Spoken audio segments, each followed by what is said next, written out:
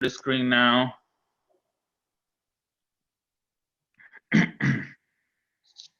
Excuse me. Let's make sure that everybody can see it. Is everybody can see the screen now? Yes, we can. All right, perfect. Thank you. Do you see me? I can see your picture. Okay. So to a briefly introduction to this sharing session. So I like to start by agreeing with everyone in a couple of subjects, right? Mm-hmm. The first one that I would like to agree with everyone is that we living right now in a fast-paced, a diverse, and constantly changing world. And all this characteristic of the world transfers to our workforce, to our work environment. Um, and for that reason, I believe that individuals and organizations have to, they have the responsibility to develop skills and obtain the necessary knowledge to maintain their relevancy in their respective industry. It doesn't matter which industry you are, you have to stay relevant to that industry. And these skills and knowledge include, but are not limited to, human resources management, interrelational skills, or people skills, like we call it, equal opportunity regulations, organizational culture, etc. So after that, we can also agree that the contemporary member of the labor force, they're looking for more than a paycheck. They're looking for more than benefits, because usually the employees know how much their monetary worth, how much they should be getting paid based on their skills and knowledge. So they usually looking for more than benefits and more than a paycheck when they apply for a job position. Actually, some studies show that only 12% of employees leave their job for more money. Only 12%. So the question is, what are they looking for? What they looking for when they apply for a job? And I tell you, they looking for, one, stability, and most importantly, believe it or not, they're looking for a comfortable work environment. They're looking for that environment where they can perform to their highest potential. They're looking for that environment that mitigates the stress of their daily life, that changing world, that fast-paced world. So they want to be able to perform in a comfortable environment, right? So I mentioned the constant changes of the work and the workforce. And one of those changes is related to the motivation and the satisfaction of employees. Employees of different cultures, different genders, different generations. So why is this vital to identify, you might ask? And it's because most of the most important relationship in the workplace, in our workforce, is between employee satisfaction and employee engagement, right? This is a relationship that if we striving for success, if in our organization, we can't ignore that relationship. A Gallup survey tell us that almost 70% of employees are actively disengaged from their job. This is a high number. This is a number that translates to slower production, and of course, therefore, it's going to translate to loss of money in the organization. But that's not it, because another survey shows that the employee dissatisfaction rises to 53%. So that means that more than half of the employees of the organization are not happy with their job. They're dissatisfied with their job.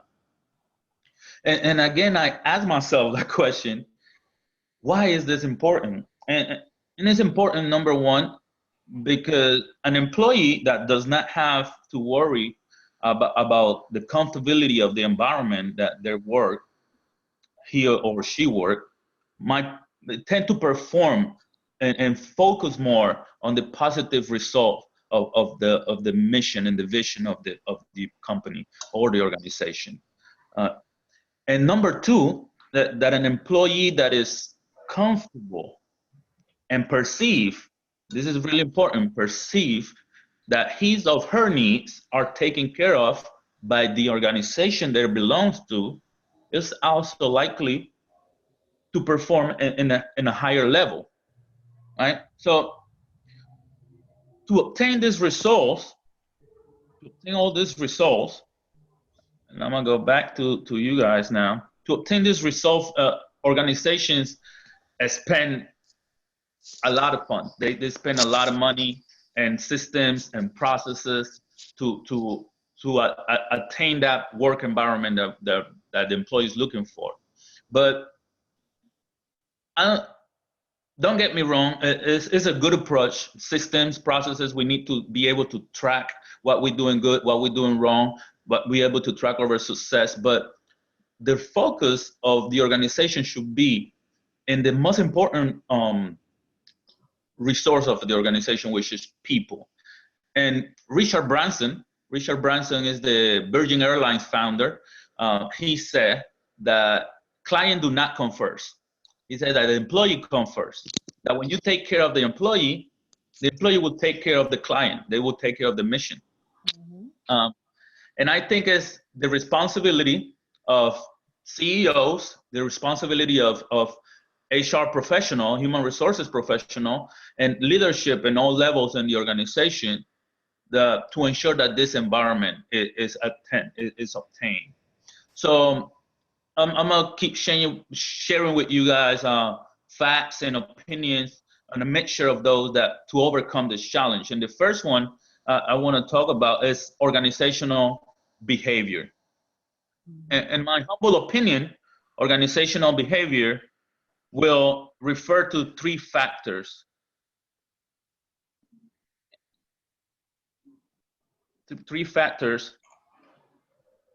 And the first factor that affect organizational behavior, the factor that we want to be able to display through our organizational culture in a consistent manner, in a clear manner, is inclusion. A research by Forbes magazines was able to analyze approximately 600 business decisions made by 200 different business teams. And that was over a period of almost 2 years. And that research by Forbes magazine was able to tell us that a team that utilized that inclusive culture make better business decisions and up to 87% of the time. And this numbers could be because of diversity in organization, and we're going to talk about diversity too. It could be because the direct knowledge, when you include the members of the people that are actually working in the process daily, they know the process better than management, right? So they able to give you more insight of actually how to get systems and processes updated and operated in an accurate way. And of course, the brainstorming, right? That research also tells us that teams that utilize that same inclusive process to make the decisions 2 times faster with half of the meetings. And I like to say that when a team member feel included, that he feel that he belongs in that decision-making process, when they feel that their opinions matter to the daily operation of the organization, their morale is going to increase. That's something that we can agree also. And sitting in meetings, sometimes half a day, you spend from 8 to noon and sitting in all type of meetings, and you just hearing others talk and others think. It's kind of demotivated. It's kind of depressing, isn't it? So imagine if your voice or this employee's voice were heard during these meetings and these huddles, a real brainstorming session. And don't get me wrong, sometimes meetings are just informational. Sometimes they're just for everybody to know what is going on. But a lot of the times we sit in meetings to solve a problem, and not everybody's decision opinion is here. So that means that if there is one person in the room that don't need to be here, or their opinion does not matter, that person probably should be being productive somewhere else. The second factor that influence the organizational behavior is purpose.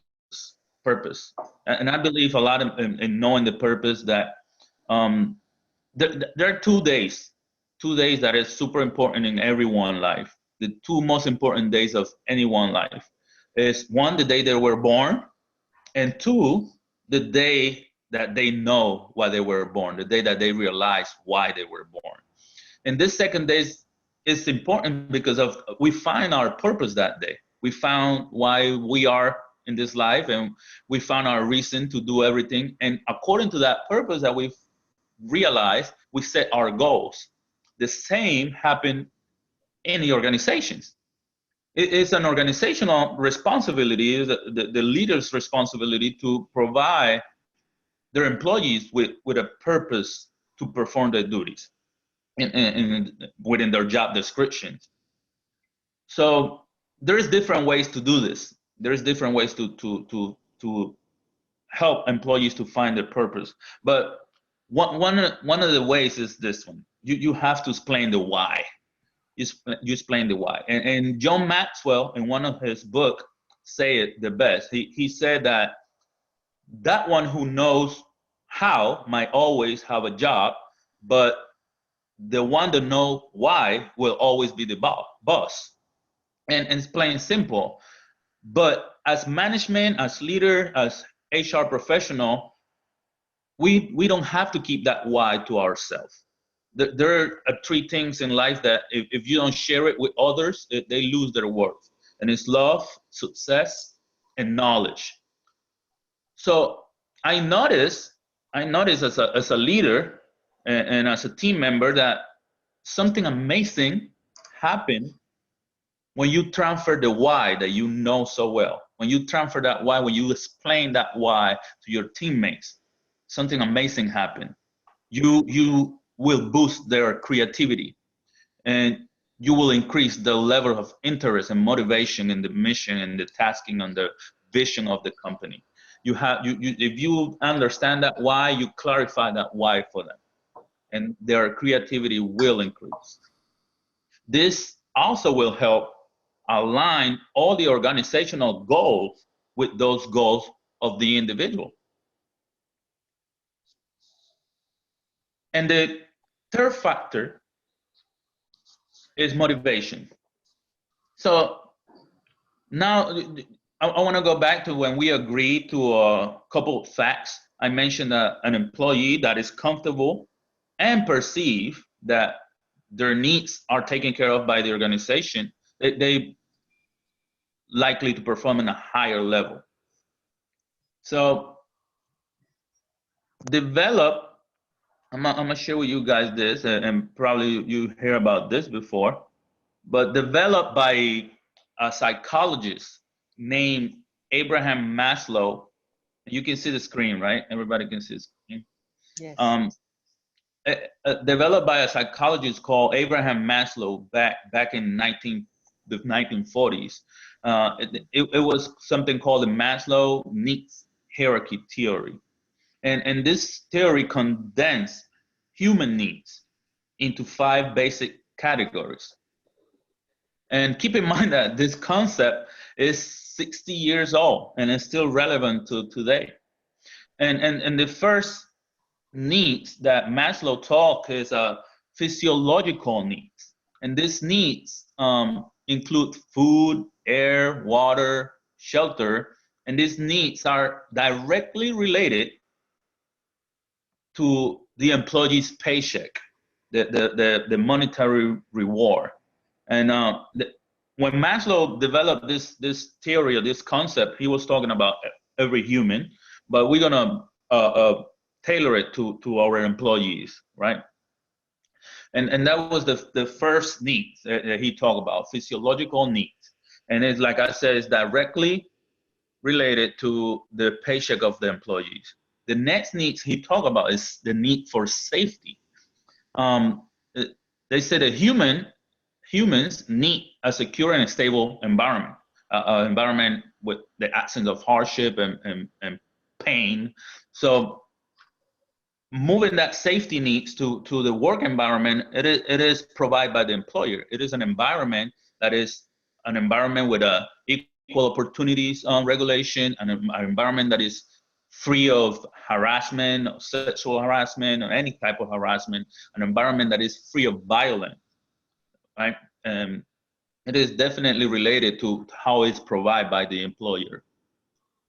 And these two needs, the first two, they call it basic needs.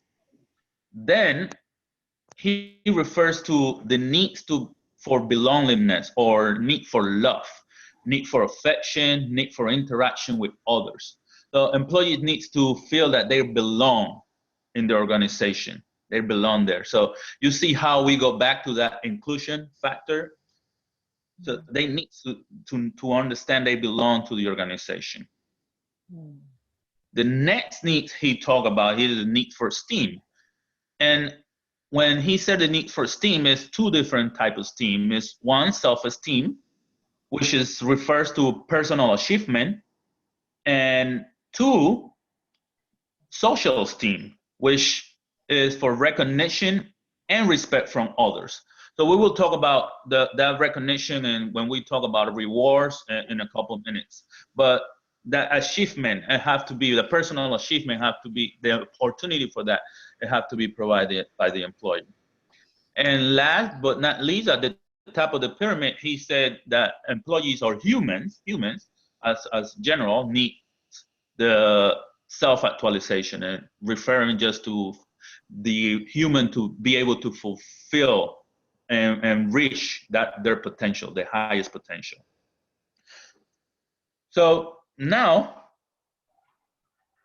it is understandable that depending on their values, their culture, their age, their gender, the priority for the employee's needs might differ from one to another.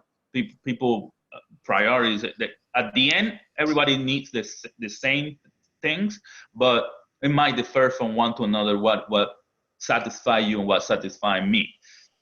Because the oldest member of our community, of members of the team, is not they don't have the same priority of the young members, right? And it's the same with the different genders and different cultures. But how we be able to manage that challenge and that's where good leadership come in play. The good leadership that we have, because we are all leaders, right? That leadership come in play because as leaders we need to know our teammates. Professionally, we need to know them, because if you don't know them professionally, you don't know how to tax them according to their skills. They have a different set of skills, and you need to know how to task them differently. Who know Excel better, who know about computers more, who got more people skills and stuff like that. So, but you also need to know them personally. You need to know their backgrounds. And that way you can identify the priority of their needs. And we're going to talk briefly about leadership, because I consider that we all leaders, and we all leaders, and we need to mention a couple of things, because all this stuff, all this thing that we talk about will not be able to be accomplished without good leadership. So like I said, all this stuff will not be able to be accomplished by a set of good leadership skills. And a couple of characteristics on our leadership should be that reliability. A reliable leader is a leader that can be trusted, somebody that you can count on, somebody that you know it will take care of the needs. A good leader is also an influencer. You have to be able to influence, and in order to accurately provide guidance, accurately find that purpose, and accurately transfer that motivation to our teammates, we have to be able to influence them positively. And because our influence is not equal to everyone, leaders need to take their time, be unselfish. And that's the last characteristic. They need to take their time and know their collaborates, their teammates, because you're not always gonna approach the teammates as a team. You're gonna have to approach them individually. Mhm. So the next factor that affect that work environment that we are looking for, that ideal work environment, is equal opportunity. And this is a big one for me. And I quickly wanted to share something that grabbed my attention when I was preparing for this session.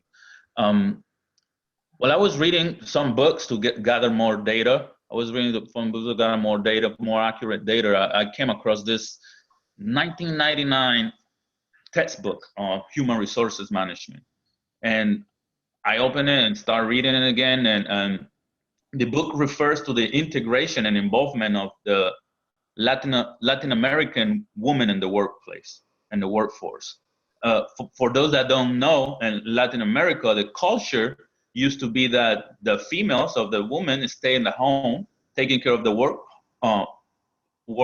and the male will be the only one to go to support their family or their household. So that was big 20 years ago. So the 20 years old book was talking about diversity and integration, not of different culture, but just the woman in the workplace. But we can also go back to the 1960s. Back in the United States in 1960, the African American community was trying to get integrated to the workforce. There used to be racial tensions and all that stuff. That was a big challenge too. So what this means is that equality or equal opportunity is not a new topic. We can go back 60 years, 6 decades, and talk about equality. It's not a new topic, and it will not be an all topic. Equality will not be an all topic. It will not be a topic of the past. Equality is going to be a forever topic. And as a forever topic, we need to have constantly enforcing and constantly updating with equality regulations for the good of our organization. That this also means that diversity, as it used to be seen, diversity as a challenge, it shouldn't be seen as a challenge anymore. It should be perhaps seen as a constant development and as an asset. The diversity, we should be able to utilize that diversity in our organizations. I'm gonna go back real quick to the screen, because some points when we refer to equal opportunity are, one, that diversity that we keep talking about. Excuse me. So this well-known diversity in the workplace it's not an option, obligate organizations to create and enforce policies and regulations that ensure employees are treated equally and portrays a true image of integration in the workplace. And I tell you, this is easier said than done, because that fairness is based on perception.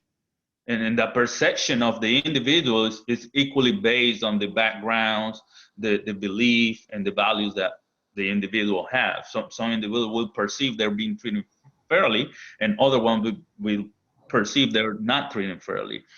So what we do is utilize effective communication. It will play a key role. Effective communication will play a key role. That ability that we have to listen to the concerns, that ability that we have to clarify expectations and standards, but in a continuously and effective manner. Oh, we understand and we can agree again that how serious the equal opportunity subject is. In the past, history showed that various medium and major-sized companies around the globe have been formally sued in court for different type of equal opportunity discriminations. Multiple times the employees get to win in court, but multiple times the employers get the green card from court. But it's like I said, it's a constant equally, and fairness of equality is a topic that will always be there. But who plays a big role in implementing and enforcing equal opportunity regulations? I think of globalization, and that's the next bullet here. Globalization has presented a big challenge in the area of equal opportunity in terms of formal applicability of countries' EO laws, because persons that work in another country, and in terms of expectation about the extent to which EO equal employment opportunity should be.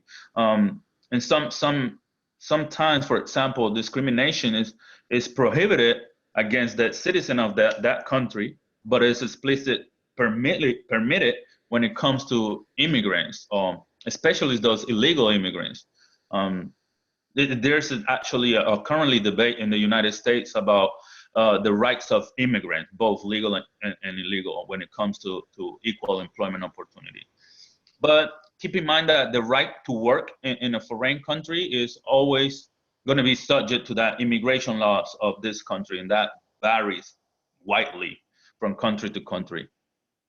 But it is also important, because we mentioned the world we live in. It is constantly a fast-paced world, and some of us in this community are part of big multinational organizations.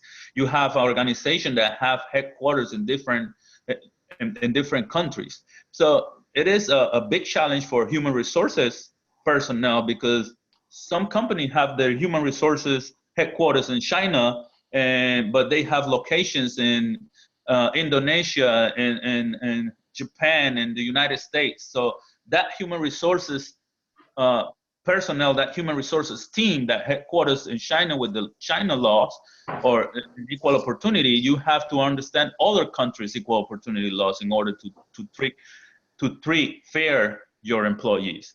I don't know if we can agree on that one too.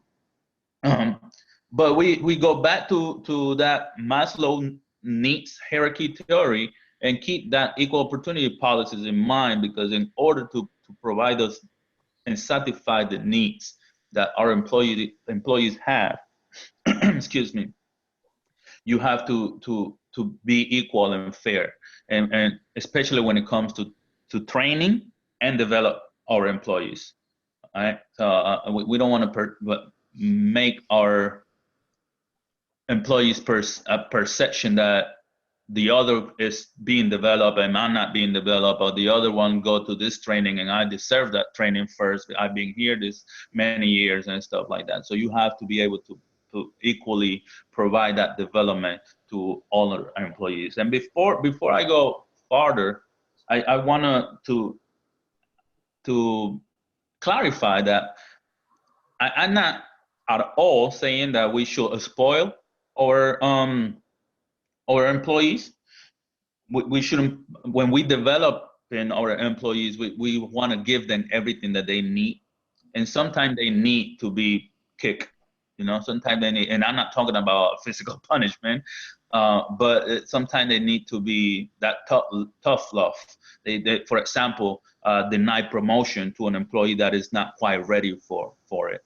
All right, so it's not about, my whole sharing here is not about spoiling our employees, because some of them, we know some of them not ready, some of them don't deserve it, some of them just come into work and do whatever we're asked, but some of them are giving us more than what we asked for.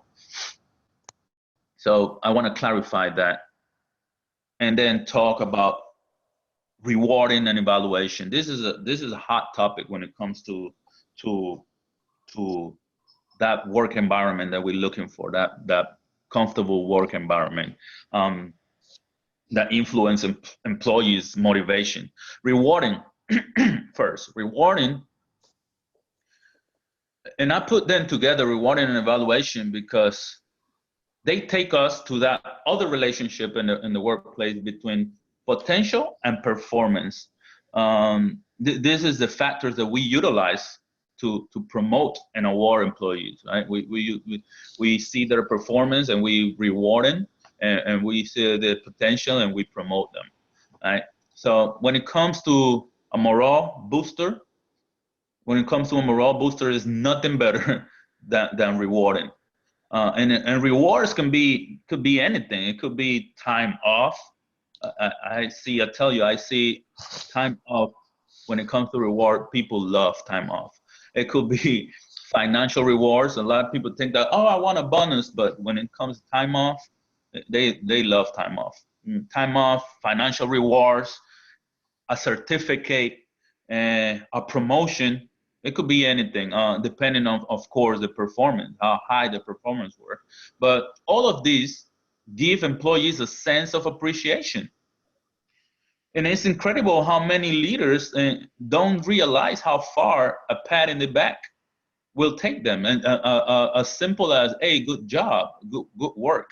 You know, a Forbes magazine article from last year in March cited a global study that reveals that 79%, high number, 79% of people who quit their jobs, they said that they cited lack of appreciation as the reason for leaving.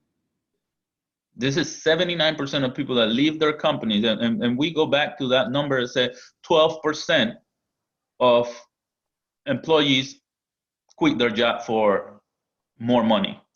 Remember when I say that? So this is what we're talking about here. Only 79%, not only 79%, 79% of them cited lack of appreciation as the reason for leaving.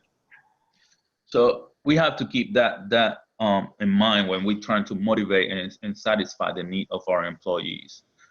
Then we want to talk about evaluation. I don't want to spend a lot of time in evaluation because I know everybody have different policies and system when it comes to evaluating, but a periodical and objective, most importantly, objective evaluation are key in displaying employee performance and identifying their true potential. It is important to maintain a certain kind of follow-ups after that initial evaluation. That initial evaluation should be clear and concise. Initial evaluation telling clearly, and again, utilizing that effective communication. You give employees an initial evaluation. And I know majority of the companies and organizations do have an initial evaluation and do have an annual evaluation system, but I want to talk about that ongoing evaluation. And that's why I put in there in this slide a bullet that said quarterly evaluation. Because this quarterly evaluation provide employees with a clear input of not just what is expected, because in the initial evaluation, you already communicate with the employee what is expected, but also what is being perceived, okay? Ongoing evaluation, as those conducted quarterly, help align past performance with future performance, and also help time that relation between individual performance and organizational performance. And then finally, annual evaluations might be utilized to identify personnel with the potential for future training and promotion, as well as those who need more time and resources for development. And that way we enhance the perception of fairness. With evaluation, we actually enhance that perception of fairness and equality in the workplace. Evaluations are vital factors that influence employees' morale and motivation. So when we record through evaluations, we can tell an employee that requests a training or development session. We can tell, hey, you're not quite ready for this, or this such and such person will go first because they demonstrated that they are ready for this promotion. And that we do it through evaluation. so far we talk about organizational behavior, mention inclusion, mention motivation, mention giving the purpose to our employees. We talk about big one, which is equal opportunity, and we were able to go back and forth for an equal opportunity. But while we keep talking, I don't want you to forget about that relationship that I said it is the most important relationship in the workplace and the workforce is employee satisfaction and employees engagement. The last one that I want to mention that affect or influence our work environment, because we mentioned that they're looking for that work environment, that ideal work environment, is organizational resiliency. I came to know about resiliency about 9 years ago when I joined the Army. I never heard about that before, believe it or not. And finally, I went like 4 years ago to the master resiliency training course, and it was a great course. And resiliency became one of those topics that I love, that I'm really passionate about. And it's incredible because resiliency can be actually referred to anything, individuals, organizational, to anything. And I mentioned in my first book, I mentioned that a concept called the tree of success, and this tree at the roots have discipline, and at the trunk it have consistency, but at the top, at the crown of the tree, it have resiliency, because resiliency have different shapes, different concepts of resiliency, different ways to apply resiliency, and that's how the branches of the tree are. They are one are longer, one are bigger, one are weak, and others different. They are different. So that's how resiliency is. And adapt is the first bullet here, because organizations have to be able to adapt to industry changes. This is adaptability is the core of resiliency.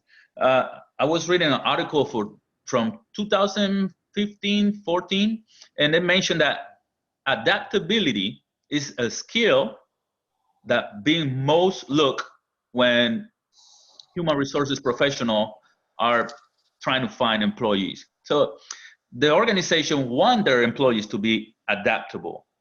So the employees should be expecting that same from the organization.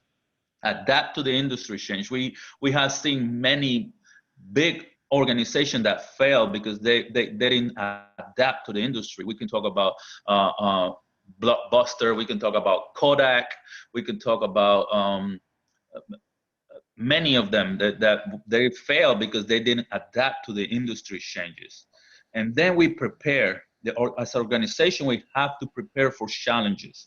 There is a lot of challenges. Technology is one of those biggest challenges. Constantly, they come up with technology advance and updates every day. So we should be able to prepare as an organization. We should be able to plan ahead. We should be able to provide a plan ahead, 5, 10 years. And as a human resources professionals, we have to provide our supervisors, our companies, directors with a plan ahead when it comes to employee satisfaction. And then self-awareness, a clear mission and vision, a statement that the employees know that the companies know itself, is self-awareness. All right. Resilient organization transfers to its employees that sense of stability, that sense of confidence, inject that confidence on employees. And it's an example of that stable environment they keep looking for to perform in their highest potential. And to conclude, I want to mention, talk about a couple of things. We have to display fairness. We have to be able to portray the image of fairness and equality through consistent practices and systems on the organizational culture. Then we have to to align goals. We have to be able to align the goals of the organization with those goals of the individual. You have to make employees, they belong to the team. You have to make them feel that they belong to the team. And you have to tie up that relationship. We talk about that relationship between the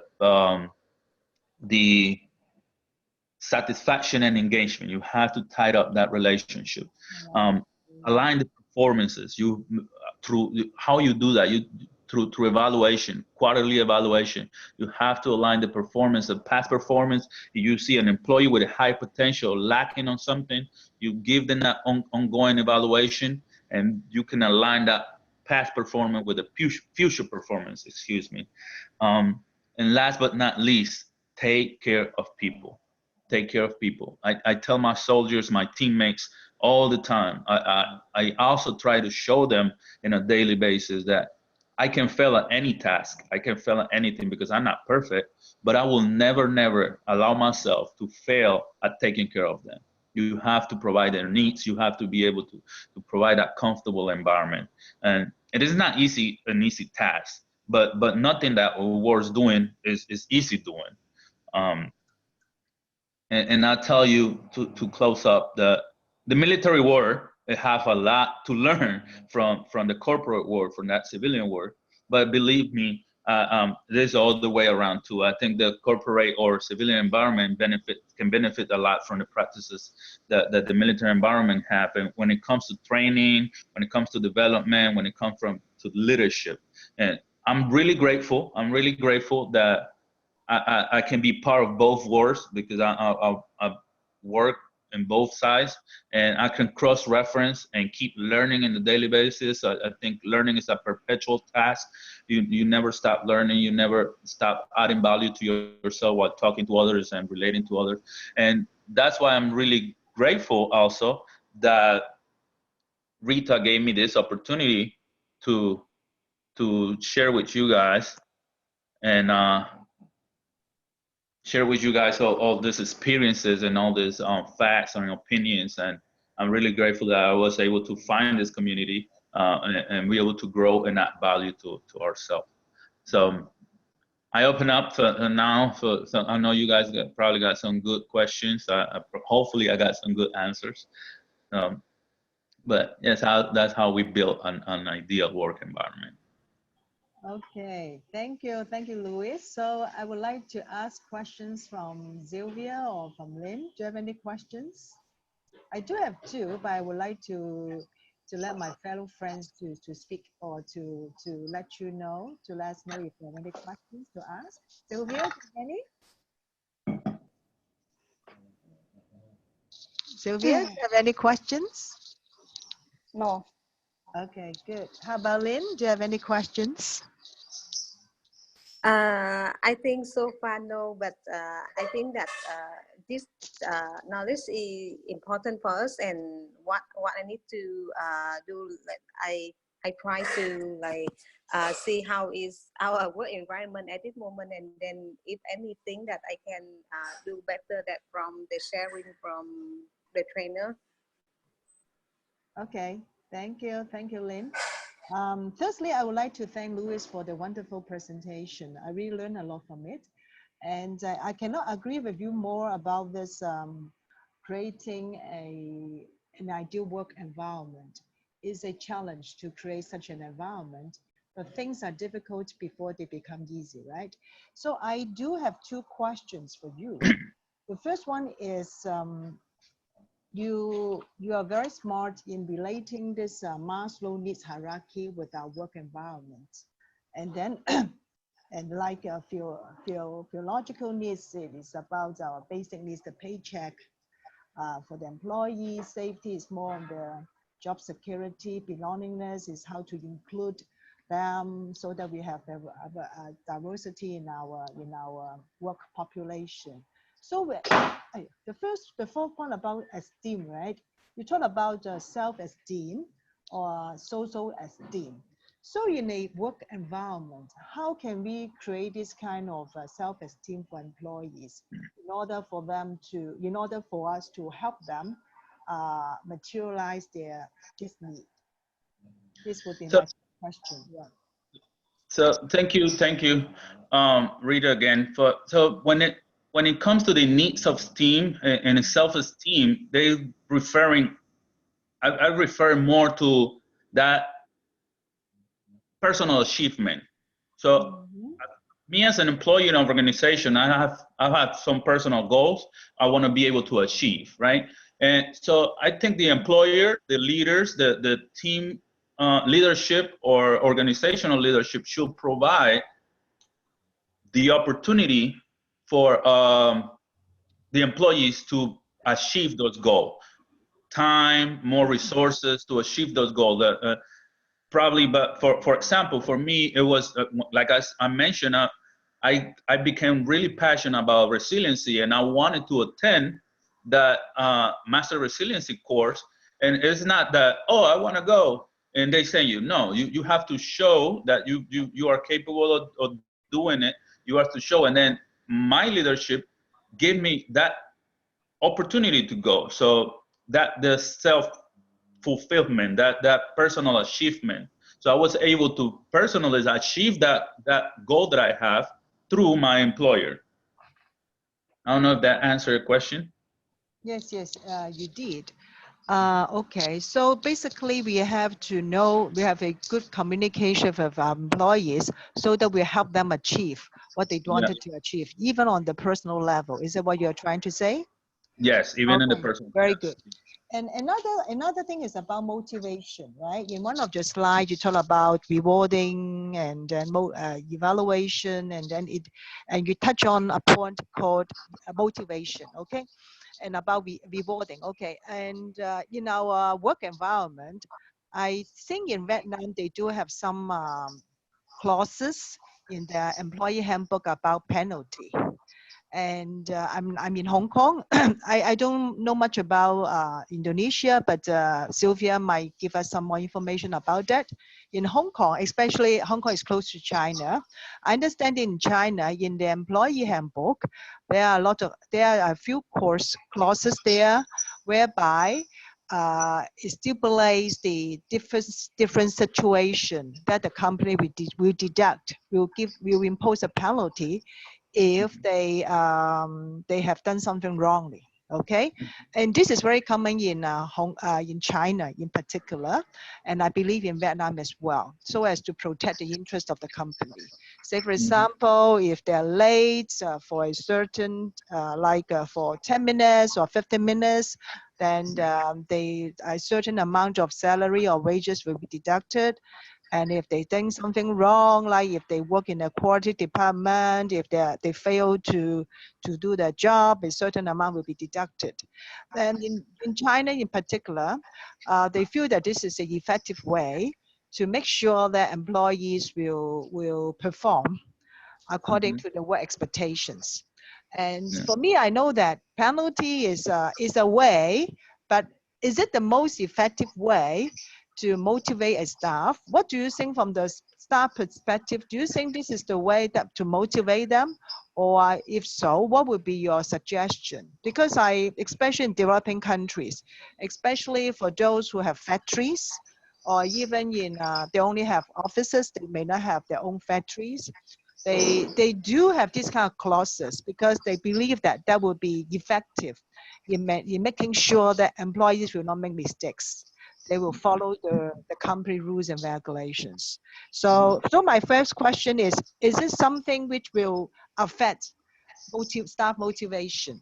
Okay. And secondly, if there is a need to implement it, what would be the best way to implement it if you think that the current practice is no good? Okay. Okay. I tell you,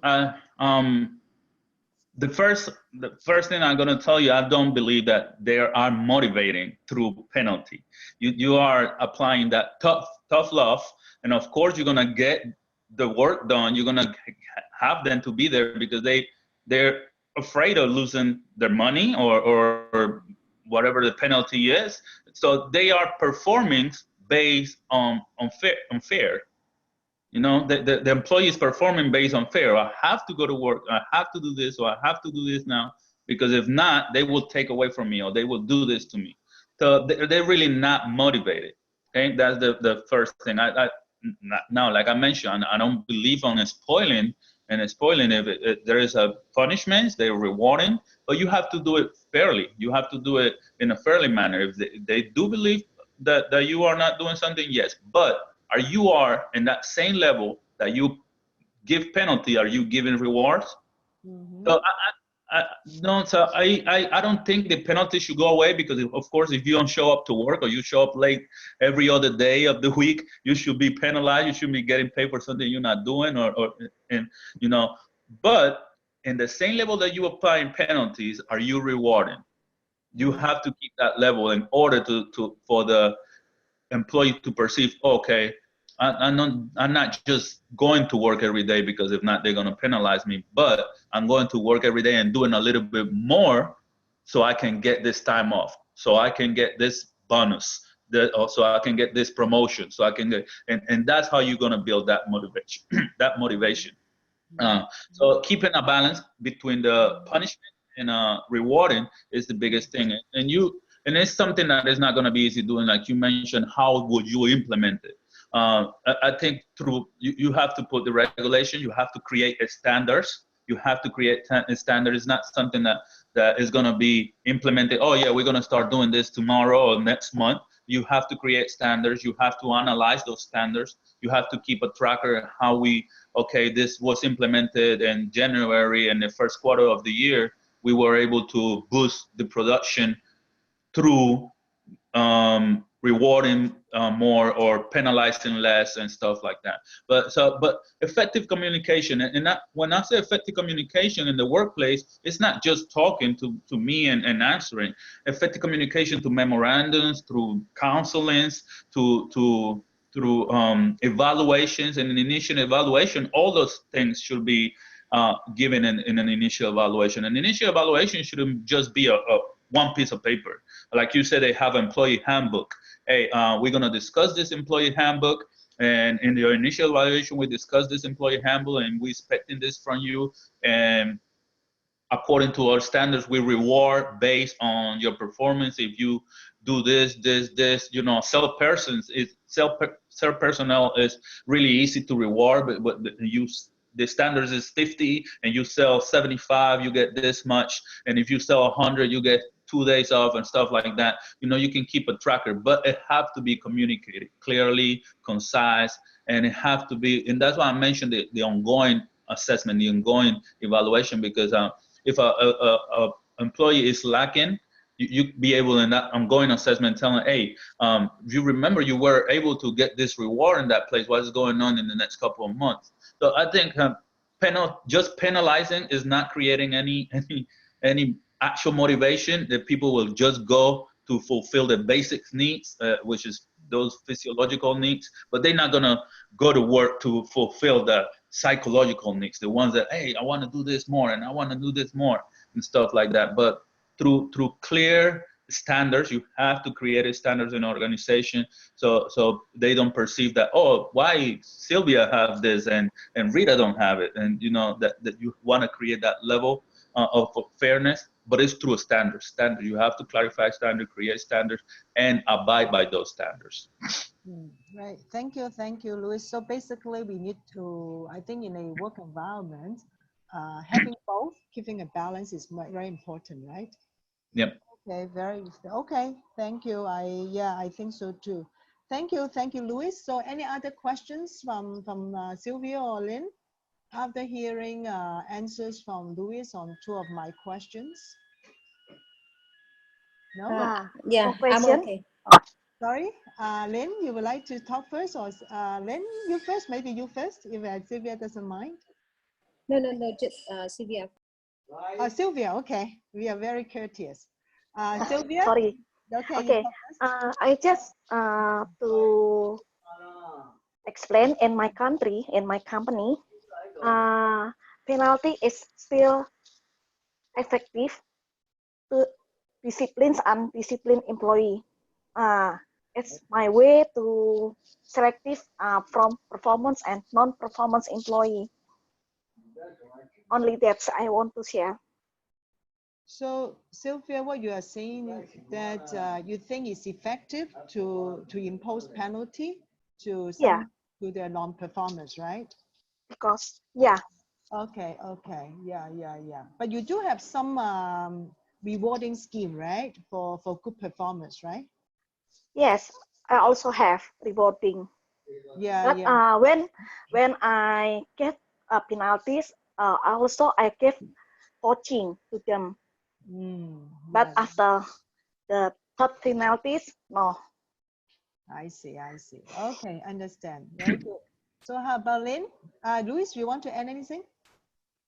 No, like I say, I do believe in penalizing when it's deserved, but definitely keeping a balance. And another thing, when we penalize them, because it's gonna be, we're not gonna have an organization full of everybody doing the right thing. We're gonna have people that, like I said, don't show up. Even with the penalty and punishment, people still gonna do some people still gonna do the wrong thing. But development plays a huge role. So when we penalize them, are we providing the information why they're being penalized, how long they will be penalized, what can they do to not get penalized again?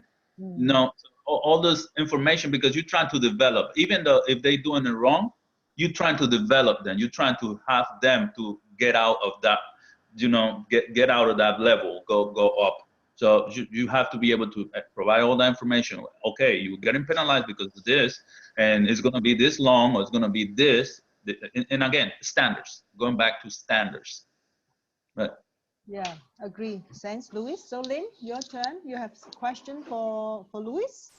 Yep. So just in the beginning, you mentioned that employee satisfaction versus employee engagement. And 70% of this engagement will come from the job. So I would like to understand like more about that. So is this like something about when the employee they think that they satisfied with the job, that means they engage with the company? Because yeah, so I think this one is the important thing to make the the employee to feel happy with the company, because at the end of the day, when we're building the like ideal work environment, our result is we want the employee to be more happy and work with the company for a long time, right? But, Yes. yeah, Yes, and I then, think. yep. Yeah. Continue. You got. Yeah, so I would like to understand more in this point, because there is, I think that about building idea, what environment is this? So it's many things that we need to do to build that, but for me, I think that employee satisfaction is the more important thing. So can you like help me to share like more about this? Okay. I think you're referring to the numbers that I mentioned, 70%. According to Yeah, this Gallup survey, they said that 70% of the employees are actively disengaged yeah. from their job, and that relates to because they're not satisfied with their job, and 53% of employees not happy with what their job is doing, what they're doing. Yeah. But we have to keep in mind that a lot of people work just to provide their basic needs, to be able to provide for, eat and live and have shelter and stuff like that. a lot of people do, but when they refer to actively, Sorry, Luis. no, you get. So when they actively disengage, it's not saying that they're not working. They probably sitting in front of the computer, working on an Excel sheet or a Word document, but they're not actively doing. These days, everybody has cell phones, and everybody have Facebook, Instagrams, Twitters, and all type of cacao and all type of a platform for instant messaging. So how many employees are sitting in front of a computer with the phone in their hand, posting on Facebook, and then looking at the computer and typing 2 words, and then looking at their phones and spending another 15 minutes on their phone, and then going back to the computer and typing another 2 words, or going to the bathroom, taking smoke breaks and talking to each other, to the teammates, just talking about their days and not actually engage in work. They get the work done, but probably they get it done in a longest time, and I think that's why they're referring with these numbers in this survey, is that employees are not actively engaged with the work. Okay, my 8 hours of work of the day, I'm working. That's why they're not working the 8 hours of work, and it's because the satisfaction relationship. They don't feel they belong to the organization. They don't feel there is a comfortable environment for them to work. They don't feel that the goals they have personally are aligned with the goals of the organization. So we have to align those goals. We have to align that performance between my individual performance and the organizational performance, and my individual goal with the organizational goal, through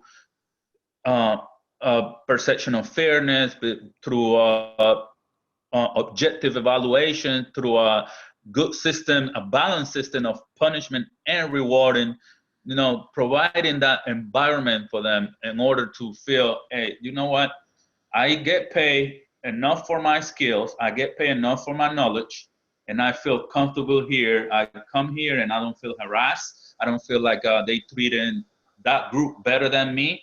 I don't feel like they are not providing me with the training I need, and those kind of things. So if you keep that balance, you're gonna provide that satisfaction. And the employee, like Richard Branson said, when you take care of the employee will take care of the client or the mission. Because a lot of us don't work directly with the client. We work in the office and stuff like that. But they will take care of the mission. They will take care of the task and the vision. They will understand that vision of the organization, and will, hey, this is how I perform. This is how I will engage more of my time. And a lot of companies have for example, my wife worked in one of the shops here in Korea, and they don't allow cell phones. They don't allow cell phone while she actually working, that she can be on the cell phone. A lot of companies have that because they know that the employee will not be engaged if they're on the cell phone. No, so we have to be able to overcome all those technology and all those the changes in the industry, like I mentioned. We have to be able to prepare ahead, either by punishment or by rewarding, but keeping a balance. If you keep that balance, I think the employee will be more satisfied, and when they feel satisfied, they will focus more and they will engage more. So, yep, thank you. But can I have one more question? Yes. Yeah, but so usually for the employee satisfaction and employee engagement, so what will come first? So is it we make the employee to feel satisfied and they will engage, or we need to do like the engagement, make them like to feel engagement, then they will satisfy with that? Mm-hmm.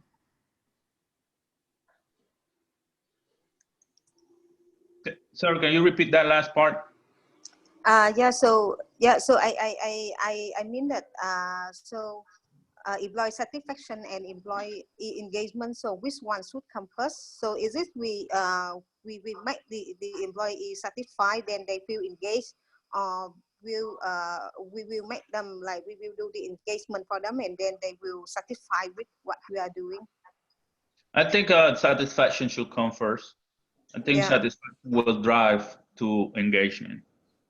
Okay, so that means we need to have like build a policy, build work environment to make them to satisfy with our environment, and after that, that will be drive their engagement to the company. Good.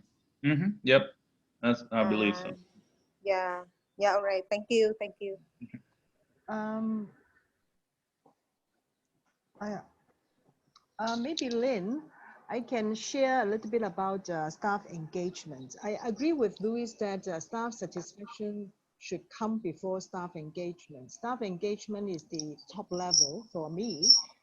If we really want to get the staff engaged, one of the surveys, actually one of the big consultancy company organizing the best employer in Asia has ever said that if you are able to achieve these three things in your organization, then it implies that your staff engaged.